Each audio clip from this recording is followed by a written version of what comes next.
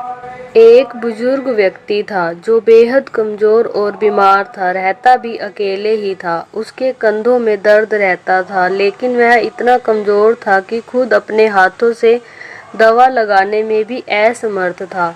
कंधों पर दवा लगवाने के लिए भी कभी किसी से मिन्नतें करता तो कभी किसी से। एक दिन बुजुर्ग व्यक्ति के पास से गुजरने वाले एक युवक से कहा कि बेटा, जरा मेरे कंधों पर दवा मल दो, भगवान तेरा भला करेगा। युवक ने कहा कि बाबा, मेरे हाथों की उंगलियों में तो खुद दर्द रहता है, मैं कैसे तेरे कंधों की मालिश करूं। बुजुर्ग ने कहा कि बेटा, दवा मलने की जरूरत नहीं, बस इस डिबिया में से थोड़ी सी मरहम अपनी उंगलियों से निकालकर मेरे कंधों पर फैला दे। युवक ने अनिच्छा से डिबिया में से थोड़ी सी मरहम लेकर उंगलियों से बुजुर्ग व्यक्ति के दोनों कंधों पर लगा दी। दवा लगते ही बुजुर्ग की बेचैनी कम होने लगी और इसके लिए उस युवक को आशीर्वाद देने लगा।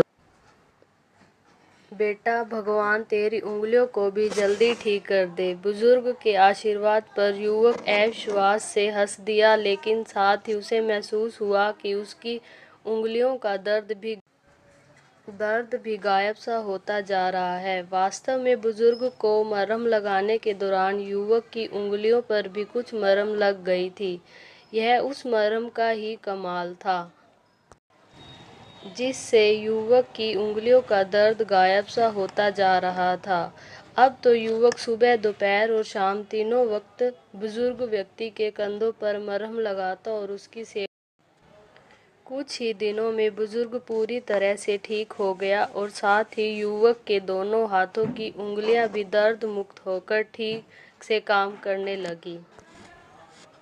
तभी तो कहा गया है कि जो दूसरों के जख्मों पर मरहम लगाता है, उसके खुद के जख्मों को भरने में देर नहीं लगती। दूसरों की मदद करके हम अपने लिए रोग मुक्ति, अच्छा स्वास्थ्य और दीर्घायु ही सुनिश्चित करते हैं।